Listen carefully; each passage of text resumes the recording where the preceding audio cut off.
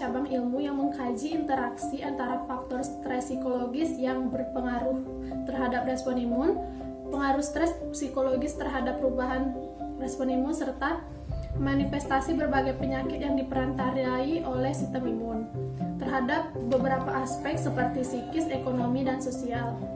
Perawatan paliatif psikoneuroimunologi ini bertujuan untuk meningkatkan kualitas hidup pasien agar pasien lebih aktif dan dapat bertahan hidup. 3 pokok bahasan dalam PNI itu ada psikologi atau pikiran, ada neurologi atau saraf, dan ada imunologi atau kekebalan tubuh. Proses kerja neuroimunologi itu yang pertama ada rangsangan atau sinyal stresor akan dilambatkan lewat otak atau syaraf perifer sehingga sampai ke sistem imun.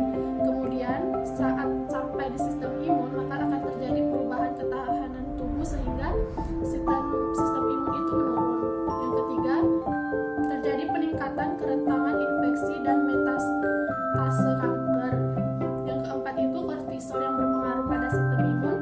Kortisol meningkat yang akan berakibatkan menurunkan respon imun. Kemudian, konsep stres dalam psikoneuroimunologi. Stres merupakan salah satu faktor yang dapat menyebabkan gangguan kesehatan pada tubuh manusia yang nantinya akan berdampak pada kualitas hidup manusia. Faktor-faktor yang menimbulkan stres disebut dengan stresor. Nah, di stresor itu dibagi menjadi 3 bagian, yaitu yang pertama stresor fisik biologis, dan yang kedua stresor psikologis, dan yang ketiga stresor sosial budaya.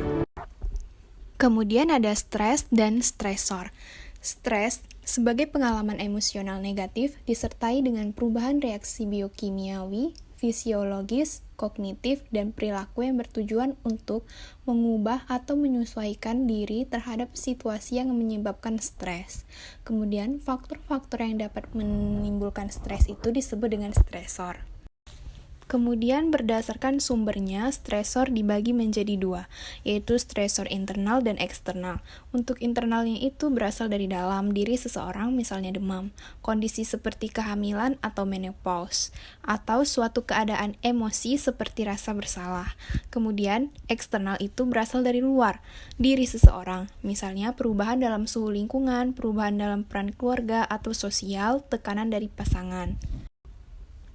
Kemudian ada 3 tahap stres menurut Selye.